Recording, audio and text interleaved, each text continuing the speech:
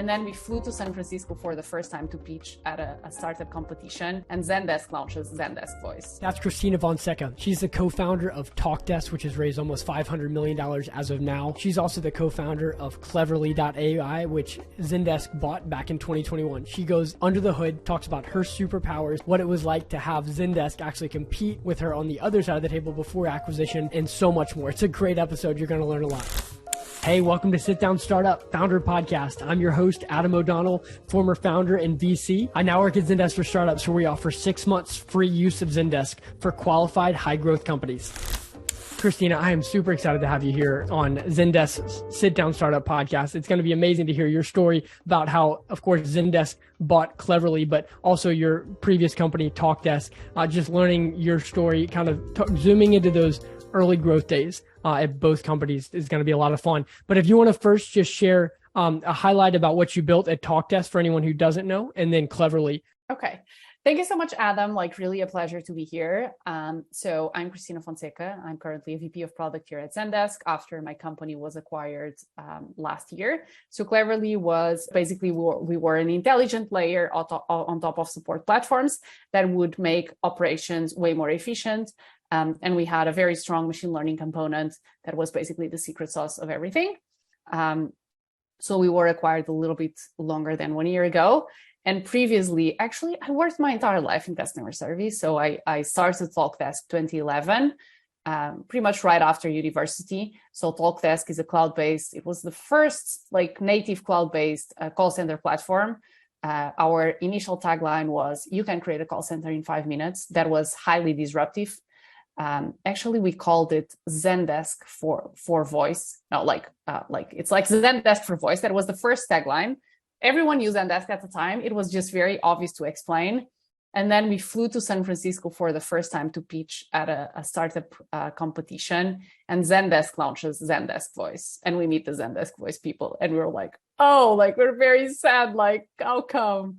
But our journey started with developing what was Zendesk for tickets, but for the voice space.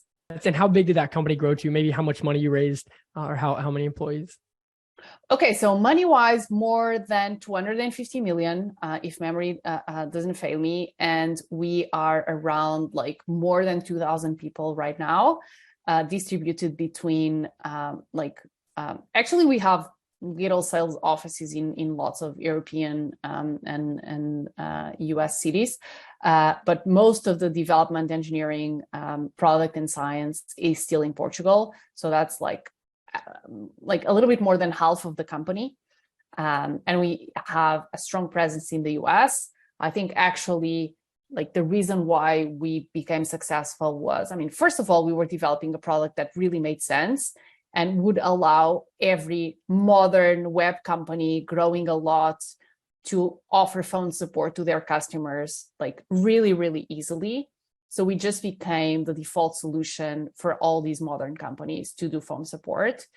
Early days, we had Dropbox, Fitbit, Shopify, lots of cool names that their choice was to go with an old school software provider or even telco and go with a modern startup that was providing a solution that looked like everything that was needed on the cloud, super flexible, pay as you go, very easy to deal with, seasonality, and offers all the cool features, easy to configure, self-service, and so on. Mm-hmm. So we, as I was mentioning, we were able, I think big part of our success was not only the product and execution, it plays a big part in every startup, but the fact that we kept a strong base in the US, but we also kept a very strong base in Portugal, and we were able to take advantage of what's good in both locations. That's going to be cool to dive into. Can you first just bring us to that moment? You just get to the US with Talkdesk. You're about to do a pitch to VCs, and you find out that Zendesk has now launched a direct competitor with exactly what you're doing. What was that like? Well, it was hard, but so basically when we went to the US for the first time, we were really trying to build a business. We didn't know the world of VCs that well. So everything was fairly new to us. And suddenly we were being asked, like, how much money do you need to scale that? And for us, it's like, well, like, I've been working hard to develop products so I can get paying customers, so I can make sure I have a business, and then like I think about the rest. So the US changed the perspective a little bit. Of course, we became like, we called ourselves Zendesk for voice. So like that was a little bit of a shock. But I think we were getting very, very positive feedback from the market. So that didn't stop us a minute from keep developing and keep going. I love that. I've heard that so many times where it's, you get distracted and you almost have like the advisor persona at saying like, hey, you should be aware of this, or you should be scared about this. But then when the customer's voice is still, hey, we want this. This is great. Keep doing it. Like that should trump any other voices that are coming at you. Look, to me, the fact that there's several companies in the same space, it just means that the opportunity is there, and it's usually big. It's confirmation. If there's no competitors, it's validation. Like it's good, especially when those companies are bigger than you, and they can spend a lot more money educating the market. I think education of the market takes a lot of time and money sometimes, and it's rare to have like one company that can do that. So usually it needs to be like a joint effort. So yeah, competitors are good. That's really good. Well, take us into one of the biggest growth stories that you had in the early days at Talkdesk after that meeting in San Francisco when you're trying to get investors. Well, I mean, there's all sorts of crazy stories with Talkdesk. I mean, from like we had like a big customer that needed to set up a call center for Christmas like 3 months before, and it was going to be all remote, and it was like such like a complex project, and they trusted a super small startup. We'd had like 7 or 8 people, like we were 7 or 8, and we were supporting like a very well-known consumer brand to set up their call center between San Francisco and I think it was Guatemala at the time. And like we made it, like, you know, like it was a huge success. And I mean, like it just showed the potential of our solution and how the team was working hard, you know, like to make a name in the industry. I used to say to my team, look, if we go down, like the company can't just go bankrupt, because if all these customers are trusting their phone lines on us, so we can't absolutely fail. So I like, there were times, I mean, I would not sleep a lot because my life was a little bit of chaos. I used to do the Portugal shift and the San Francisco shift. So I would not like hear the phone at night. So if my co-founder had to call me for some reason, like some server had gone down, like there was like these alerts and you had to react, he would have to call my phone and wake up my family before like they could talk to me. But I had to wake up people like middle of the night to fix something. And we had this internal rule of like, in the early days, a customer should not wait for more than 5 minutes for a reply, because this is how we are going to build trust. Like they don't know who we are. We are a real-time services company. So like we need to be robust and reliable. And the way we are going to build trust is to be there for the customers. So they know there will be a Cristina like there to answer their questions, even if we don't know the answer, even if we need to investigate, even if something went wrong, acknowledging that and being quick in reacting will get us far. So that for us was very, very important, and something that I recommend to every single company, to just be close to customers, like react quickly. And if you can use the 5-minute rule, then like, please do. It's going to take you a long way. That's amazing. Can you zoom into how you sold that customer? Because I can only imagine that was not easy. Honestly, like I think, and that's one of the biggest realizations. So Talkdesk, we started 2011. Cleverly, we started 2017, 18. Like in less than 10 years, things changed fundamentally, because the noise, the level of competition, like 10 years ago, if you'd start a business that would solve a meaningful problem, like somehow customers would come to you and you didn't have to put a lot of marketing dollars up front to attract customers. I mean, like there are some requirements that also change, like access to data, like connecting to your core systems is now way more complex. So that needs to, like, you need to go through legal and security and compliance checks. But 10 years ago, like if the product was relatively strong, like customers would come to you somehow, right? And then it was a matter of you working with them during the onboarding, like being there for them. That was all in place.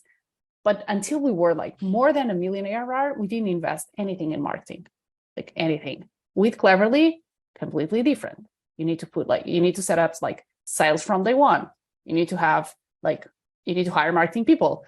And I think that shows how much the industry has changed. Attention span is very low. People are flooded with requests of the newest software that's going to change your life. Most likely it won't. So you stop paying attention. And to sell something that can be life changing is very, very hard. On top of that, you cannot fail on the product side. UX, I mean, if you don't have top-notch UX, who is gonna care even to look at what you're building? So developing a business, I think, has become a lot more complex over the years. And this last journey has been a little bit more demanding from that side. And with Cleverly, we had to put up a lot of different functions at the beginning that we didn't have at Talkdesk. Yeah, you had to have it all ready to go in day one. What was one of the biggest growth things once you had it set up that made a difference? I'm curious, in the new age. You mean new age or Talkdesk age? Good question. New age with Cleverly. What was one of the biggest growth stories that you had with them, with that new approach? Yeah. So with Cleverly, actually Cleverly, when we were acquired, we were 15 people. So relatively small. We didn't, we were just ready to put a little bit more gas on the go-to-market engine. Cleverly was a deep tech company. So we started with the assumption of, we know customer service is highly inefficient. We've seen this problem before. All the machine learning companies for customer service were consultancy type companies. So solutions were very customized. I would speak with the customer, try to understand the needs, and tweak a model or an algorithm for that specific customer. And this was not scalable. So with Cleverly, what we thought was, okay, we believe there should be a scalable way. Let's try to understand if that's reality or not. So we spent a lot of time in the cave, trying not to speak with the outside world, working with a couple of customers very closely to prove that we could build a scalable way of deploying machine learning to every single company. And we got to an approach that worked. So we were just ready to scale. So, we didn't do hyper growth. We didn't have an hyper growth phase as we had with Talkdesk.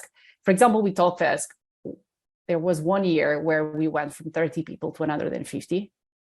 I can tell you, it was the most challenging year of my life. And I was a little bit obsessed about making sure people had everything they needed to do a good job, because that becomes the challenge. So we were process oriented and obsessed. For example, at the beginning, we were very good in making sure our hiring process was robust. So we had things we would screen for. We had a little bit of a technical challenge for the different roles and functions we were hiring. Then we had a discussion in person with a team member, and we knew exactly what we were scanning for. We were not scanning for technical brilliance only. We wanted good people, but we wanted people that would be team players. So we would always force a disagreement, okay, we disagree on this. Okay, let's understand how we move forward. And for example, that would be one of the most important things to to assess for. Because at a startup, like what you need to do is be just very good team players. And like, in order to find the right compromise, disagree on whatever you need to disagree on, but commit to a solution that allows you to move forward. Like process-wise, we try to put in place that onboarding. I remember like we built a super complete library of videos. That library of videos became onboarding for the people that were joining and became an academy for our customers. So now there's a Talkdesk certification that we built based on that library. But for example, like I started that project with a small team. And like, I remember, I mean, like, unless you're very good at aggregating the knowledge that we are creating like so rapidly and have like a source of truth for that, like, how come we are going to scale? So our knowledge base, like our video library, it was very robust, and there was a team like keeping that updated. Like, because if people didn't have the knowledge, like then we would be done. I remember there's this instance where like I sit with a person that had just joined our customer success team. Like I love that person. But she asks me, like she opens a Zendesk ticket and she asks, and the customer was complaining, oh, I cannot hear, like the sound doesn't work. Like, and these were like very common problems to us. And you hire like these super senior people that never had to deal with telecom issues. So the person is like, Cristina, this is not always like this, right? Like, what did I get myself into? And it was. So making sure people could get up to speed on the industry aspects. I mean, imagine you're in sales, you're like so many technical questions that customers can ask. Like, where are you going to find all that information? So we exactly. We deliberately put a lot of effort in making sure people had good information available. And there were like a couple of initiatives to support that. And that was key to make us go from 30 people to 150 in a chaotic way. But like it went well. Like, look, it went well. Like it was painful, but it was not that everything was out of control. Yeah, it didn't blow up in that way. That is a huge thing that it would be so easy to skip past and just keep hiring and not doing it in the scalable way. I know we're running into time. I was going to ask you just the last question. What would you say is your superpower as a founder? My superpower is being product obsessed.